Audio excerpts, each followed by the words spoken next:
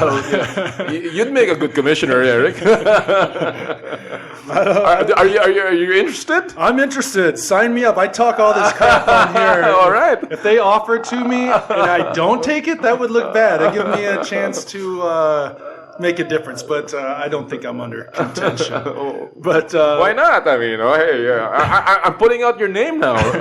Put it out there. Put it out there. I'll go in for the interview. Well, why not? Why not? No. Maybe I'll change that. Maybe listening to you as commissioner of the PBA. You've thrown that out there a couple times. Yeah, I will. I like that. Maybe somebody will catch wind of that. So, what do you? Now that this has happened and we're at this state that we're in right now, what do you think is going to happen? I honestly don't know the dynamics now of the board. There are new teams there.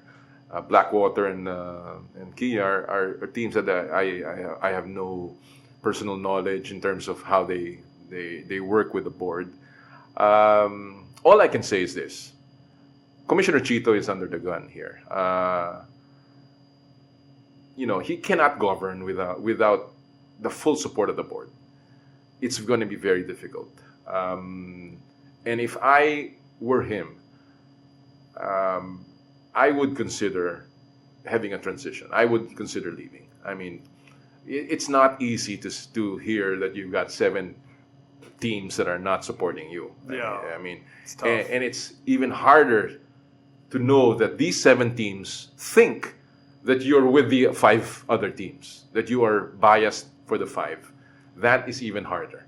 I mean, never mind if it was just I don't like the way he's running and the league is not. No, if they say that, hey, he's part of that 5 other teams, that's even worse. And I know that he's not. I mean, Commissioner Chito, I've known him a long time. And, he may have had a few decisions, I think, that, were questionable or things that he could have done. But he has all the good intentions for the league, and I think all commissioners do. Mm-hmm. Except that it's just so difficult. So what's going to happen now? I think that the 7 majority will press on with their claim, with their position. The 5 in the minority will say that we are backed up by the PBA Constitution, and at the end of the day, this impasse will have to be broken by the commissioner. He will have to make the ultimate sacrifice for the league. I think that's where you're bigger. You're bigger than your position. Mm-hmm. I mean, and I know Chito doesn't need the position. He's a self-made man. He has good businesses, and I don't think he really needs it. He just wanted to help, and at the end of the day, I think he'll make the right decision. Okay, and I want to say as well, the commissioner, he was gracious enough to come on this show. And he did? Yeah, he came on and... Was this after the controversy? No, this was a couple months ago. Okay. It's a few months ago. And, I don't agree with everything that he's done. It's a very difficult job. I think he wants, like you said, he wants what's best for the league. And it's a difficult position to have, as you are very well aware of. And I hope they can find a resolution to this going into next year, because I think everyone, including the fans and just everyone involved, wants to see the PBA flourish. They want what's best for the league, and let's hope they can figure something out. I really think going forward that they have to institute policies. That's the only way. I mean, you cannot, in an organization as big as the PBA that is imbibed with so much public attention and interest, that is involving 12 independent companies. Let me just describe the dynamics. I sit in a board where I have majority interest in a company.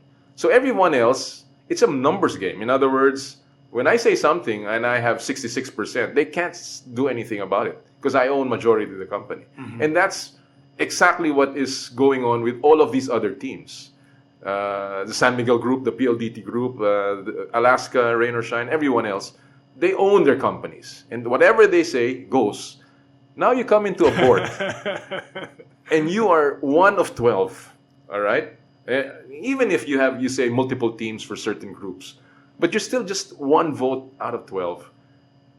You cannot just impose your will. That's where the challenge for the commissioner is. That's where he must say, this is the program, this is the way we're going to do it, these are my powers, leave me be, and just let me do my job. You've got to trust me in the term that you give me. If you give me 3 years, let me do my job in 3 years. After 3 years, you evaluate me. Yeah. And if we're not doing well, if the decisions I make are hurting the league, then maybe that's a time for me to go, because we may have differences. But you don't say this out loud in public and just fire a commissioner even before things are discussed. And I think that's where some of these teams forget that the PBA has the interest of the fans. It must be the interest of the fans that is primordial, and they must start from that. And even now, they have to find a PR release, a public relations release to say, we are now back together, we are united, we're moving forward, and we're just gonna make this thing work. Whether it's Commissioner Narvasa at the helm or Commissioner Narvasa as a consultant, and we're just getting someone else like Deputy Commissioner Ricky Santos to handle the league for a while. They just have to come out united and make the fans feel, all right, the PBA is going to be progressive. I hope they come to that soon. So we can only be hopeful, and I appreciate your perspective.